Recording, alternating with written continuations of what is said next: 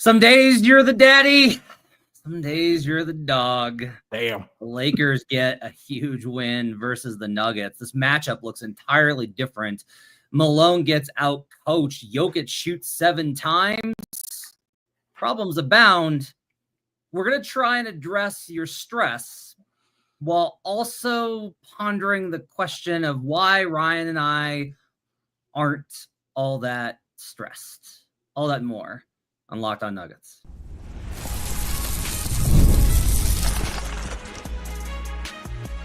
You are Locked On Nuggets, your daily Denver Nuggets podcast. Part of the Locked On Podcast Network, your team every day.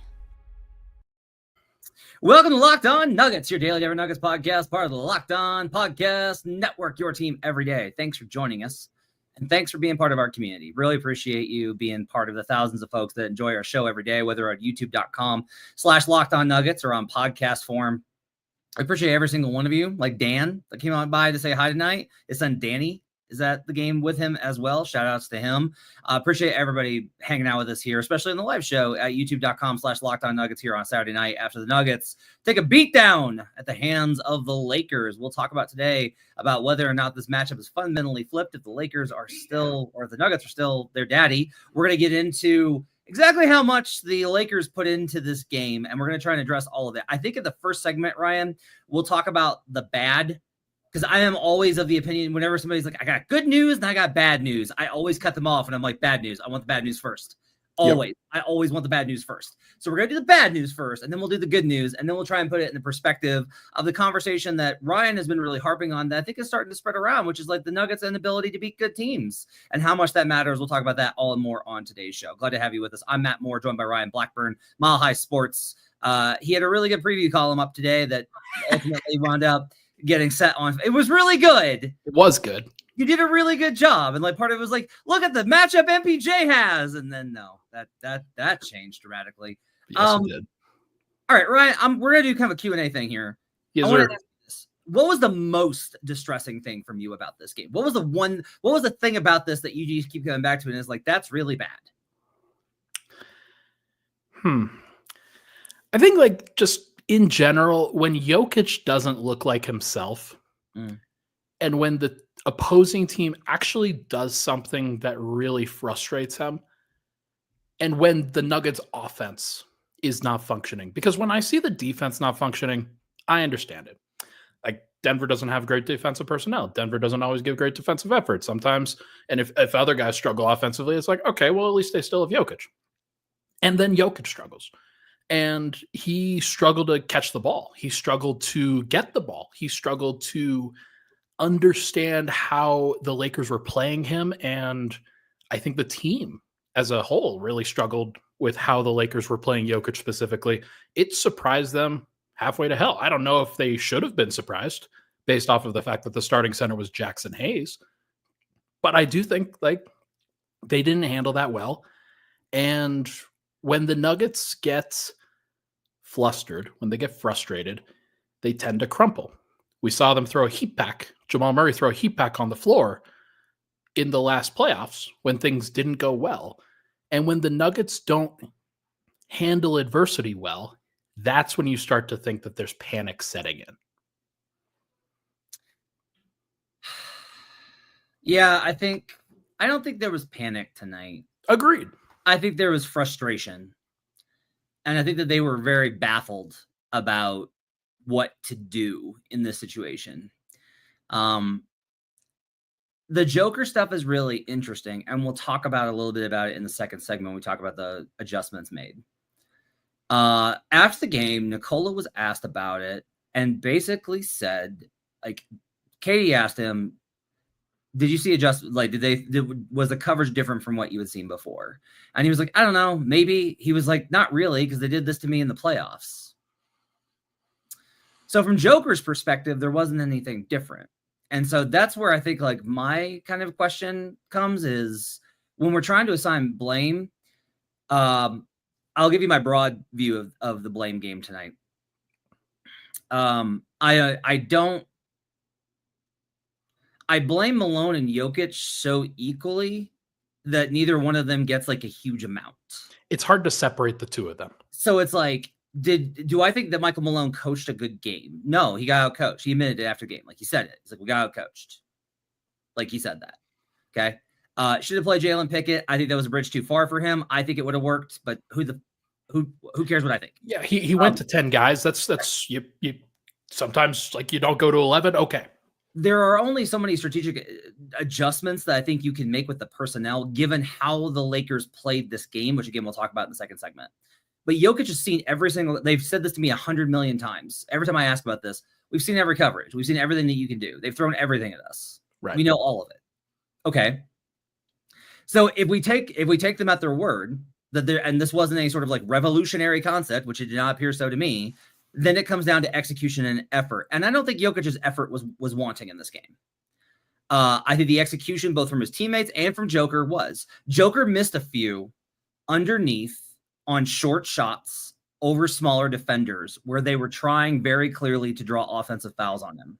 Yes. This frustrates him to no end, and I don't blame him because it's garbage. It's horrible basketball. It's horrible. And Austin Reeves is like the worst offender of it. I know. Like, I'm going to play right up under you, and then I'm going to fall over. And as a big man, if you try and turn, you have to be concerned about the offensive foul. So he tries to finish through him, and he just missed. He missed a bunch of them at the rim.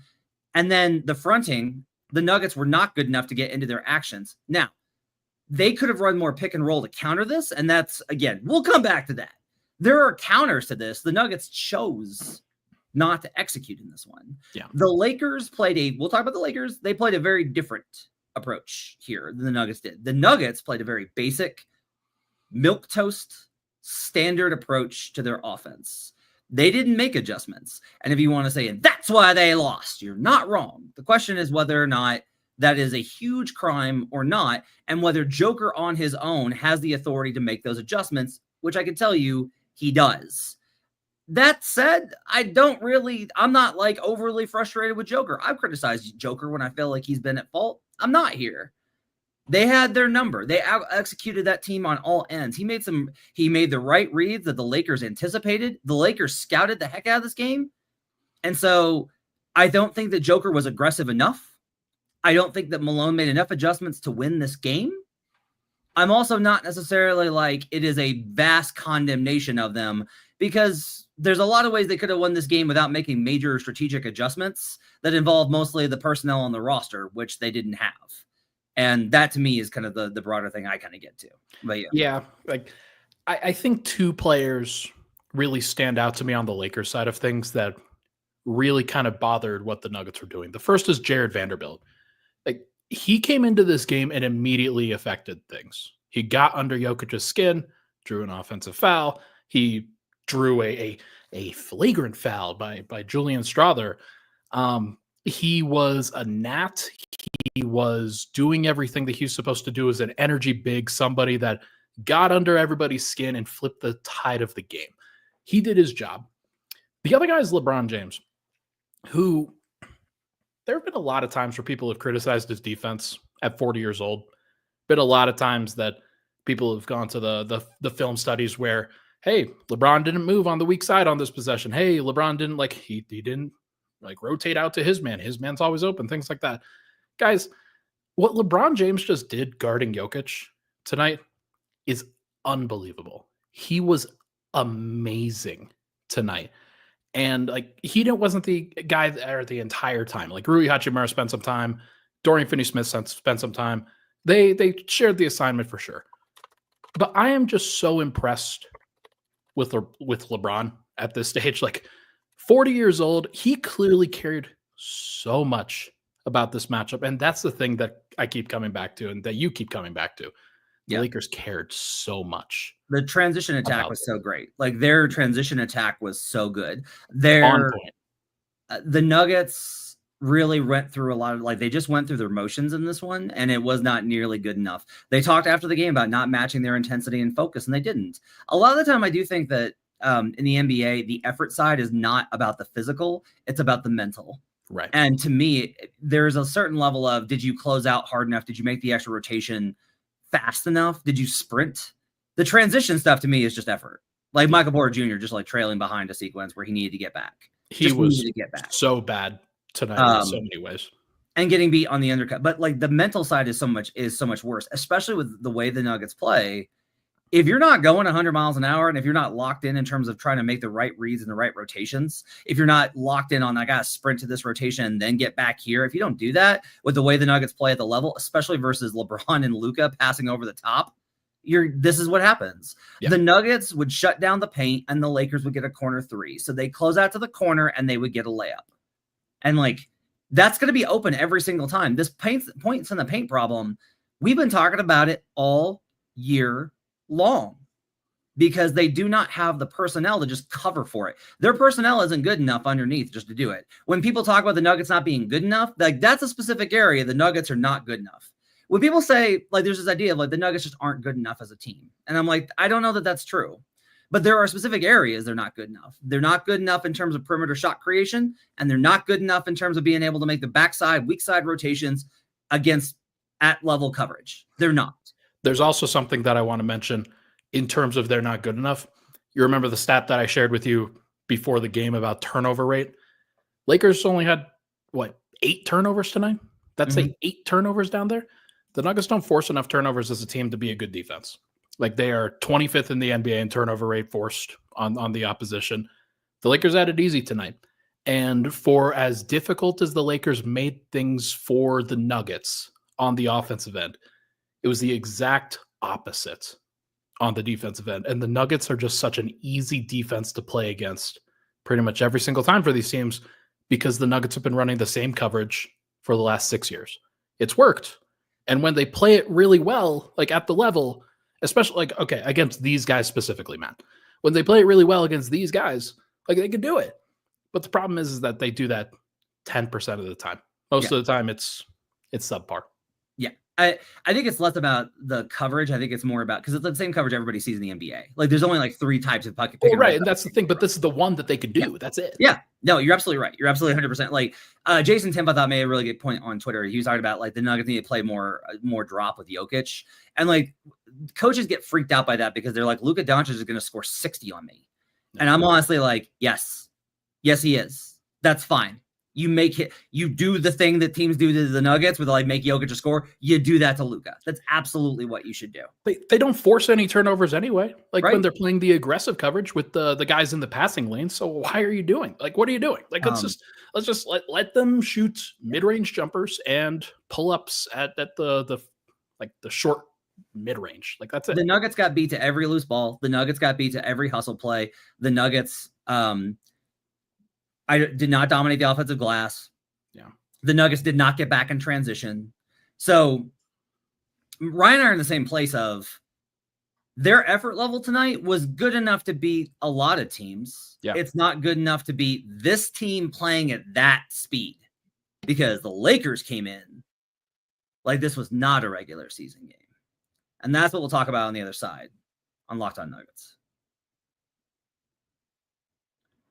When the game tips off, the NBA action is just getting started, and there's no better place to get in on it than FanDuel, America's #1 sportsbook. With FanDuel, you can place live bets throughout the game, so even if you miss the opening tip-off or you want to bet on a fourth quarter comeback, you can stay in the action. And if you're looking for a bigger payout, you can even combine your live bets into a same-game parlay. You gotta love using the live betting feature because every moment feels exciting. You can back your team getting back into it for a late game rally, or you can pick a player to hit a clutch 3. You're never gonna feel like you missed your chance. Right now, new FanDuel customers can get $150 in bonus bets if your first $5 bet wins. Just visit FanDuel.com to join today. That's FanDuel.com for your shot at $150 in bonus bets. Make every moment more with FanDuel, the official sports betting partner of the NBA. We'll be right back on Locked On Nuggets.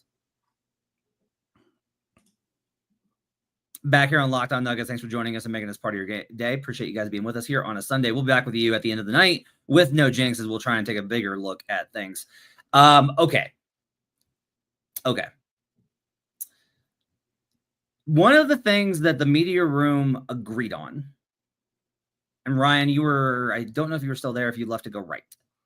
We had all kind of settled on the idea of the Lakers through not the kitchen sink. It's like half the kitchen sink. It's like the right side where you put the dishes and not the left where you wash the vegetables.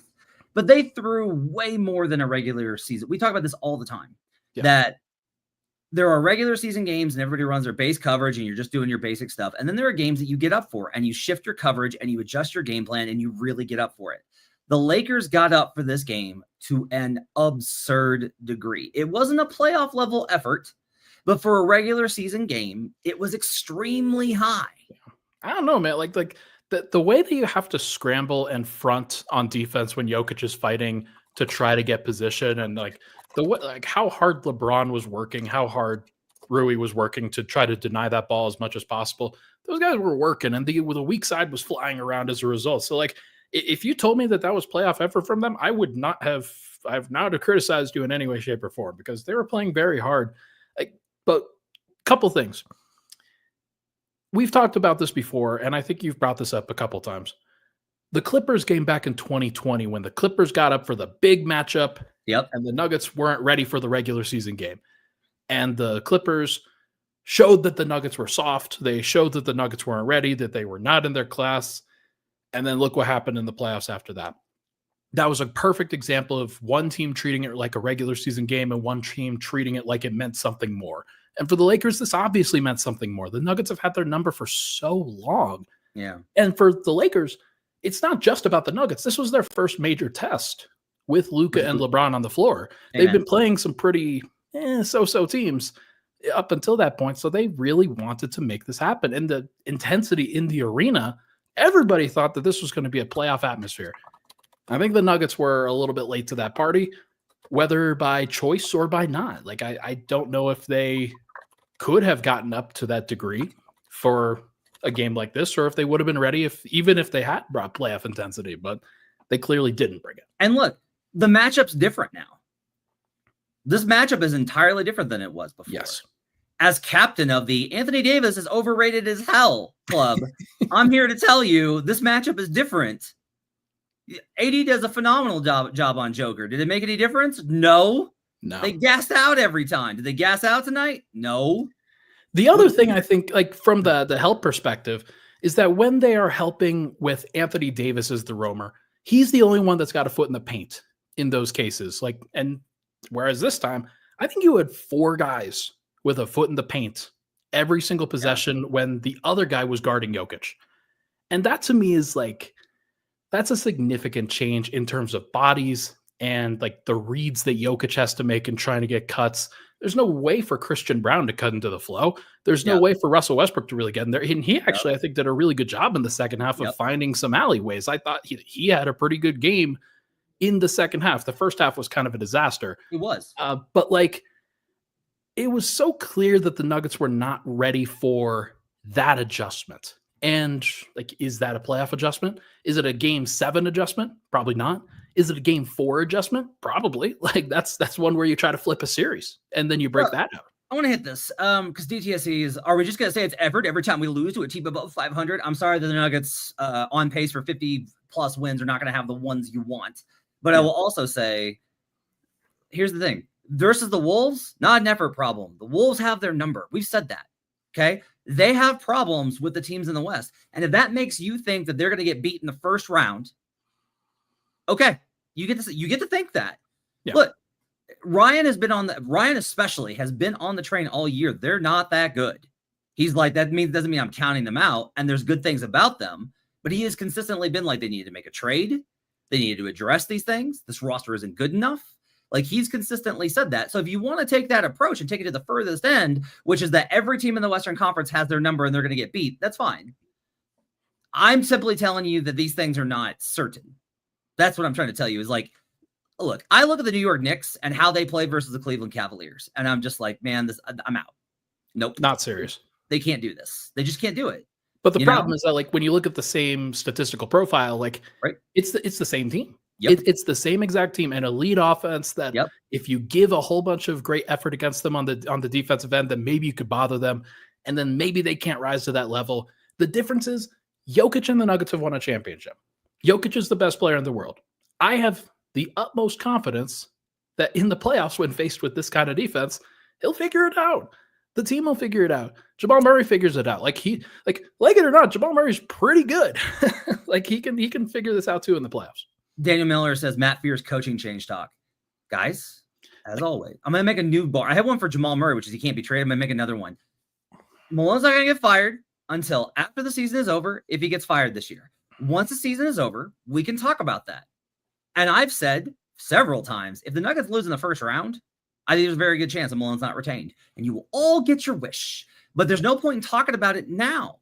We've talked about how Malone failed tonight. He didn't make adjustments. He didn't counter things at halftime. And I will say that somebody made the point of their half-court offense, and he's kind of right. The Lakers' actual half-court offense wasn't as good as Denver's. And the transition, like, it's very easy to be like the turnovers led to transition opportunities, and if you clean up those, it works. My problem is that your half-court offense needed to be better to avoid those turnovers. You did not have the right mechanisms. They didn't go to pick and roll enough. The question here is, how much do you want to give in the regular season, like in terms of a strategy? Because JJ Redick through not everything. There's probably stuff that JJ, like there's tons of stuff because JJ knows a million times more about basketball than I ever will. There's stuff that he could have done that he didn't here. But I will tell you that as somebody that pays real attention to this stuff, this is what I want to see every night. This is what I dream of the NBA is you had 3 days off and you game plan for a specific opponent and you built a strategy to beat them. Like that's how it works in the NFL. That's how it works with great matchups. That's how it works in the playoffs. And that's great stuff. I'm just telling you, it doesn't happen. The Nuggets did not go into this with like a totally different strategy. They did not come in with a different game plan. And if you say that's on Malone's fault for not prepping them for it, okay.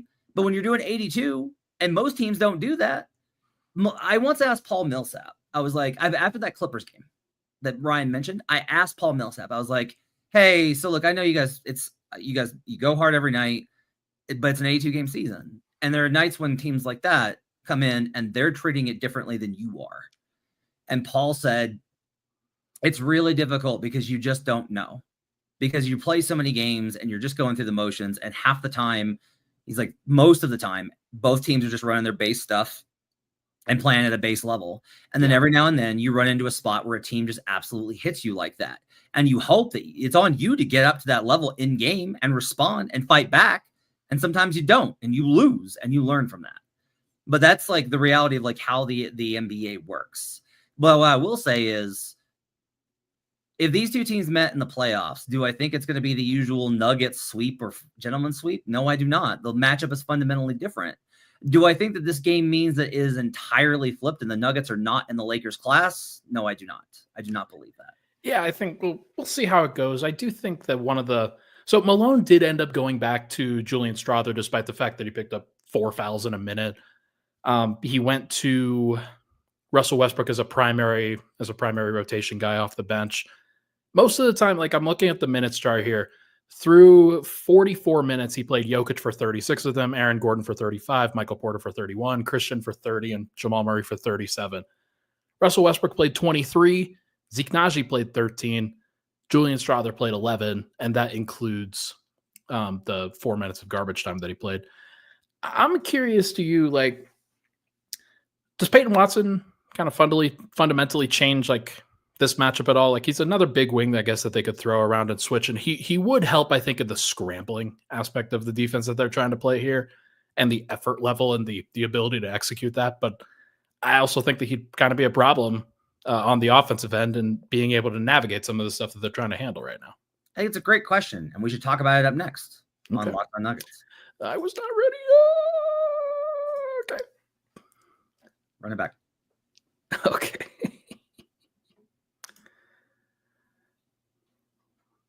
Back here on Locked On Nuggets, thanks for joining us and making us part of your day. I don't think Peyton Watson changes this dynamic.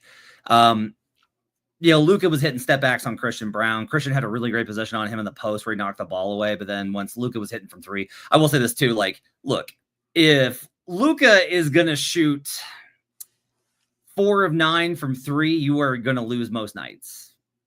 Like, he's not a great 3-point shooter overall. He hits massive monster killer cold-blooded shots, but like actual percentage wise, like he's just not that good. He just tends to take a lot, and he takes a lot of ill-advised ones when he gets cooking. He always wants to like cook everybody, and he cooked Christian pretty bad after he tried Christian. And I was actually really impressed with how Christian handled him in the post. Peyton can't do that.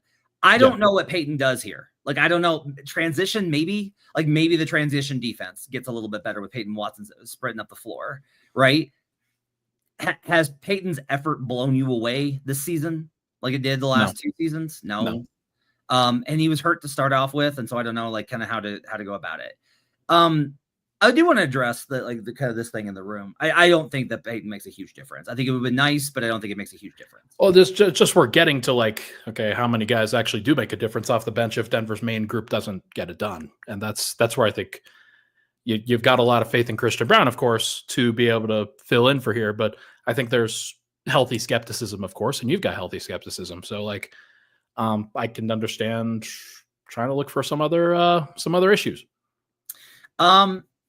So on Julian, we had this conversation in the game. I actually really like that Malone played him, and Malone criticized him after the game. Was like, he picks up 3 fouls. I put him back in. He immediately gets his 4th. He's got to not foul. He's got to show his hands. Yeah. Right. Frustrated, but he played him.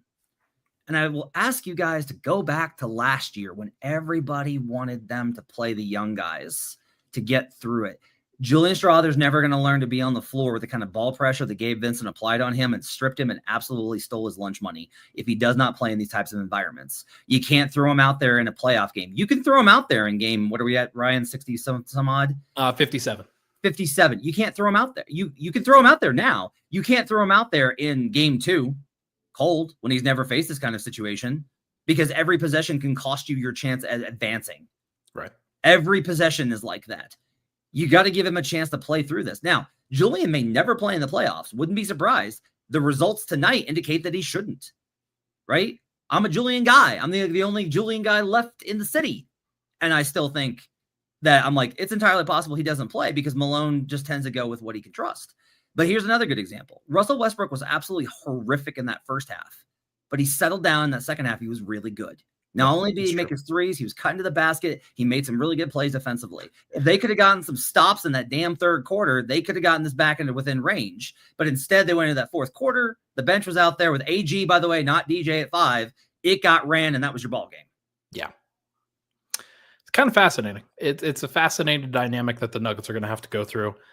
There's been some questions about identity. There's been some questions about what the Nuggets, like, what they have going for them right now. And like, I think there's some folks that are concerned, like, hey, you're integrating Russell Westbrook. You're integrating the starters back into things. Everybody's kind of getting healthier now. How does it look? And through 2 games, I'm a little bit it's subpar the way that they've played together. But the good thing is they've got another 25 games left to figure some of that stuff out. Like I think it's fun because like, I was talking to Ryan about this, about how I kind of came around to his line of thinking on them needing to beat the good teams. And I think kind of where I've settled is, to me, it's inconsequential because I'm like, it's not going to remove their weaknesses that make them vulnerable to anybody. It's not going to change their personnel. They're a team that doesn't have great spacing and doesn't have great defense. That's not a great recipe for playoff success. No, however, my thing has always been like, you get them in individual matchups. They got to win 3 series to reach the finals. That's it. You don't have to beat every team in the league. You don't have to worry about the Cleveland Cavaliers or the New York Knicks who have destroyed them. You don't have to worry about those teams until you're in the finals. You make the finals a season's success. You worry about that when it happens.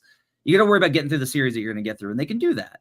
However, I think from a Nuggets fan perspective, you don't want to feel like you're going in as dogs. You don't want to be the 3 seed that's like, sure hope we don't get a matchup we can't handle.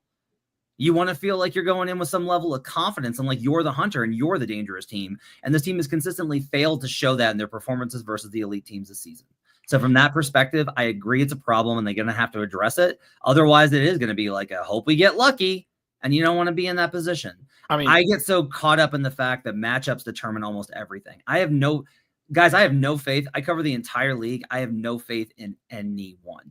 The Celtics are the closest I get to because they have fewer matchup capable teams. The Orlando Magic F up their offense, ruin it by preventing threes.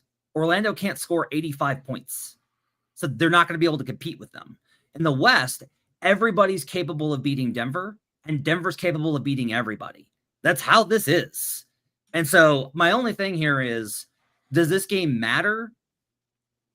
Yes, because it shows that it's one fewer team. You could have gone in and been like, okay, sure. the Wolves are a problem and the Thunder are a death machine, but they can handle the Lakers and they can handle the Warriors and they can handle these teams. Which teams are at this point, do you feel like confident Denver can handle? I think Denver can beat anybody, but I also can't tell you who I know they can handle, Ryan. Yeah, Malone said it earlier. I was going to bring it up. Like, how many of these teams, that's exactly it. How many of these teams are actually being scared that Denver's coming into their city right now? Like, the answer is 0. Like, everybody feels like they can catch the Nuggets. And yes, they'll have to deal with Jokic, but nobody else is like nobody's frightened of Jamal Murray. Like, they can game plan for him. Nobody's frightened of Michael Porter. Like, certainly not. Nobody is frightened of Aaron Gordon. They have to figure out how to put those guys into better positions to succeed. But the fact is like Denver doesn't have the defense in their bag to take advantage of the fact that they've got a great offense. Like, it just feels like it's been a game of runs. Like, it was actually very funny. So 63-54 was the score going into the half this time. Murray hits a technical free throw, and then they go on a 7-0 run out of that break, and it's 63-62, and the building's rocking. They got into transition. It felt like they were about to take the lead. If they had just gotten another stop and had another basket, JJ Redick would have taken timeout. Instead, they don't get any stops. The Lakers go on a 10-0 run because they get hot. Luka hits a step back 3, and it just felt like the air was sucked out of the building. Denver's got to find a way to defend at a higher level, because if they can't, and they got to do it against good teams, because I don't care how well you defend against Charlotte. I just don't. Like, I don't care how well you defend against some of those teams. So go up in the big matchups. So I think part of this too is, I'll go back and do some more film on this. One thing that they're doing is they're denying AG the ability to be the weak side help man. He's got to guard LeBron and Luka. It's Christian, Jamal, and MPJ. Yeah. And all 3 of those guys. Christian's weak side help tonight on the backside rotations. He gets a little bit better as the game goes on. That's one of the advantages, I think, of good things about Christian. But like early on, like, he was a big part of the reason that they had those kind of issues. Yeah.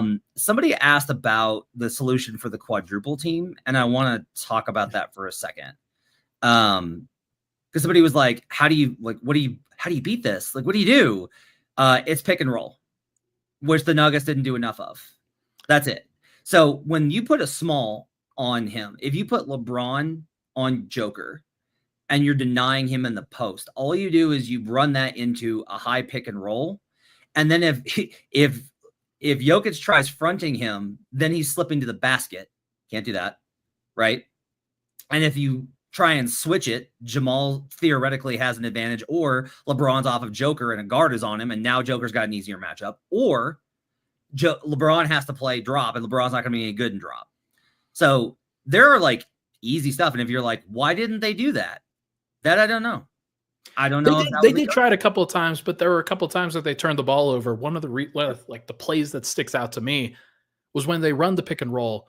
And when they did it with AG, when they did it with Murray and AG, Murray actually just walked into a couple of pull-up threes and hit a lot of them. He went 6 of 11 tonight from 3. They should keep doing that more. That's a good idea. But when they're doing it with Joker, like hypothetically, LeBron was on Joker, he would jump out on Murray. He would get into those passing lanes, and Murray turned the ball over multiple times.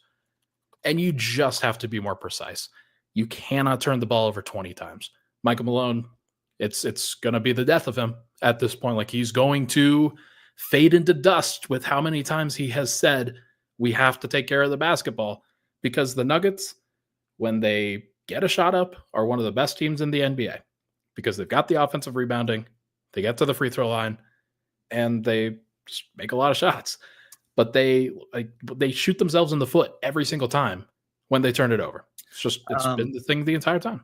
Somebody DTSC wanted me to comment on Westbrook taking the most shots in the game. We need to get an idea tomorrow of the touches. That won't come out to the tracking data to get a kind of sense of how much Joker touched it.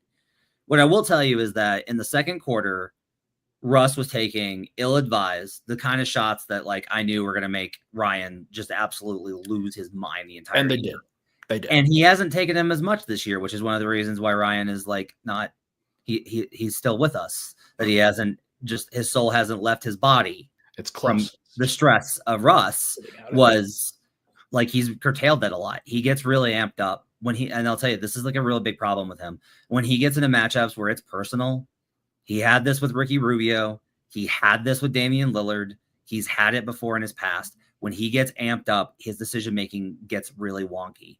Honestly, the fact that he was able to have that third quarter and settle back in and take good shots, it wasn't just hitting the threes, attacking the basket more, being more in control was a really positive sign, because usually when Russ spirals like that, it gets worse, not better. Sure. But when they're packing the paint like that, so one of the things that happened was Russ ran the offense and turned the ball over. Okay, let's not do that. Let's settle down. Russ is a little erratic. Let's have Jamal run the offense. But in the minutes when Jamal and Russ are on the floor together, if Jamal's running the offense, guess what Russ is doing? He's spotting up. Yeah. So they're going to leave him open, and he's going to miss those shots more often than not. And so that's how you wind up with 17 shot attempts. I think the inability of that second unit, and Ryan's like, I'm hoping, are you going to write about the Aaron Gordon lineups and how at 5 and how bad the offense has been? I'll put something up on Monday. Yeah, that's going to have to be, I think, a talking point. I honestly, there's 2 players that should have played tonight who didn't. DeAndre Jordan and Jalen Pickett. I get it. I understand the whole thing with DJ. I get it. I totally, if you put DJ on the floor with Luka Doncic, what's going to happen? Right. But in the non-Luka minutes, even with Austin Reeves out there, I think DJ could have given them some minutes. Jalen Pickett should have absolutely played. Once Julian picked up that 4th foul, it should have been Pickett. Yeah. Hunter Tyson has no business in that matchup. I just don't understand the allure with Hunter, man. He got his opportunity and he has failed with that pretty much every single time. I don't understand why Michael Malone continues to go back to that. If there's a criticism of Michael Malone, is that he is going to the wrong guys off the bench. I'm sorry. It's just funny because it's like, what did he get killed for last year? He never plays the bench guys. He never plays the young guys. They can't develop. And now, I was very much of the mind that they didn't have bench guys to play. So, I sympathize with him on that. Also, but hey, here's the thing though, right? Jalen Pickett looked awful, and we would have been like, why are you playing him? He's awful. Right. And then he played better. You got to give guys an opportunity to fail. And Hunter's been ahead of him for a number of reasons. I don't think that are unfair. I don't think. Well, if you're trying to scramble around and you're trying to like actually execute a defensive scheme, I trust Jalen Pickett a lot more to do that. So that is a talking point. That is something that the Nuggets are going to have to figure out. Marco says we can blame Malone for a lot of things, but when your horses suck, it doesn't matter. So here's the thing: it's like it is good enough for them to win a lot of games, and it's like, yeah, it's good enough for them to beat the Hornets. I'm telling you, like night to night, the Hornets can catch you. Like these teams can catch you. The Hornets just got the Lakers, man. They just got the Lakers. They just did. Point. Great point, Ryan. Right. And so my point here is largely just that, like, I do think Malone deserves a lot. Like, I'm fine criticizing Malone tonight, especially because, like, Malone said it. He's like, we got outcoached. Yeah. They were expected. They brought in a pre-Luka game plan. They came into this game playing the Lakers like they've always played the Lakers. JJ Redick had this team in a completely different place. JJ said that he hasn't slept since the Portland game. Like, there's all these signs. And if you're just like, yeah, the Nuggets should play as hard as them, I can't blame you for feeling that way. It sucks losing to the Lakers. And Michael Malone said that, by the way. He said, yeah, it sucks against that team, especially, which that was notable to me. So I just think that there's probably reason to believe that this was not, I think this was a A+ effort from the Los Angeles Lakers. I think this was a D- effort from the Denver Nuggets, and they got blown out. Now, the question is, if you get an A+ effort from the Lakers and an A+ effort from the Nuggets, what does it look like? And I'm not here to say that it's a Nuggets blowout. I'm not here to say that it's necessarily a Nuggets win because they have Luka Doncic, and oh my God. But I'm just saying that there is reason to not. We've been critical of this team all year. And it is a problem that they haven't beaten good teams, but they are going to win 50 games. They are an elite offense. They did play under their standard that they have set consistently. And you can call it copium or whatever nonsense internet term you want to use. But like the reality is like, I'm telling you as an unbiased observer that this team is not as bad as they showed tonight. The Lakers aren't as good as they showed tonight. The margin is closer. And that's all that really, I think that you can take away from it. The Nuggets are quite clearly the 5th or 6th best team in the NBA right now. It is everything under the sun points to them being, hey, we are really good, but we're not quite great.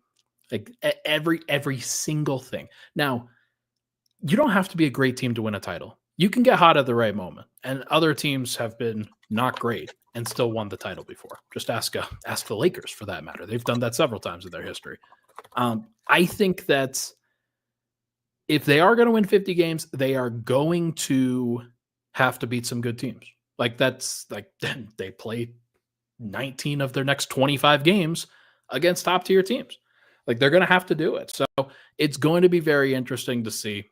And I see Hurricane in the Hurricane comments. says, I feel like I'm listening to people talk about Bo Nix. We didn't. It's not like we're like, the Nuggets aren't being mentioned in some sort of fraudulent award they have no business being considered for. There's no reason to say that. It's not fair. Let me ask you this, just one more thing before we get out of here. What's the one thing, if you had to see the Nuggets accomplish over the next... I got to do this again. I'm sorry. I'm going to keep doing it. Daniel Miller says this road trip is make or break for Malone. Daniel Miller's got some dumb comments coming up in this. No, it's not, man. It's just not. Anyway, go ahead. Hit me with what you're saying. Okay. Final 25 games. What is the one thing you want to see them accomplish between now and then? Oh, God. I'll take the DTSC approach. Beat one good team.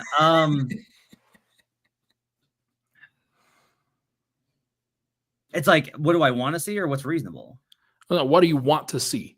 Oh, like if you're believing that the Nuggets can win the championship, what is it that you have to see? Oh, it's very simple. Get better at your weak side rotations out of playing at level. That's it. If they can just figure out how to do this, if they can just figure out this very fundamental problem that they have been good at every single year until this one, they will be good. It used to be that when Jokic played drop, they were not good, and that's fine. It was like it's an easy coverage. It doesn't take a lot out of him. They are so bad. The points in the paint thing has been a consistent problem from the start of the year, and it continues to be this problem. You cannot give teams the ability to just pass underneath you to wide open cutters, whether it's Porter losing him, Christian Brown lost his guy tonight, Jamal, it happens to. Sometimes Jamal closes out and then gets beat on the baseline, and he's behind the guy. Yeah. They've just got to get better at those rotations. This is not your only. They play a lot of different coverages. This is your prime coverage. This is your 1A. This is your fastball defensively. We're going to pressure you with Jokic. We're going to force you to reset, and we're going to force you to make passes over the top. If they're able to do that, you are mincemeat. They have got to figure this out. If you're giving up corner threes and layups in the NBA playoffs, you're going home. That's the one thing. Everything else, I'm not worried about the offense. I'm not worried about the transition stuff. I'm not worried about Joker. I'm not as worried about Jamal. I'm less worried about Russell Westbrook. I'm less worried about the rotation. They got to solve this. It is too bad, too consistently. And when we talk about their defense, that is the problem. It is that specific sequence that gets them killed. They got to figure that thing out. 100%. And there's a lot of culpable players. Michael Porter Jr., I think, is at the top of the list. But it is everybody. It's everybody involved, and the Nuggets have to be able to operate in different ways in order to get this thing done, man. So, like, that's the thing that you look back at the championship team and say, hey, as often as Jamal and Michael Porter were targeted, they rose to the occasion in those moments. Can they do the same thing again this time around? We will see. That's going to do it for Locked On Nuggets. Thanks for joining us. We'll be back tomorrow night with no jinx. We'll talk more about where the Nuggets are headed, this road trip that they're headed out on versus a very dangerous Indiana Pacers team on Monday.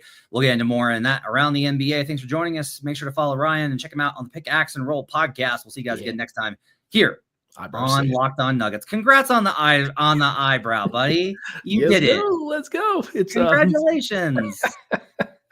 You are the reason the Nuggets lost. Congrats. What else is new?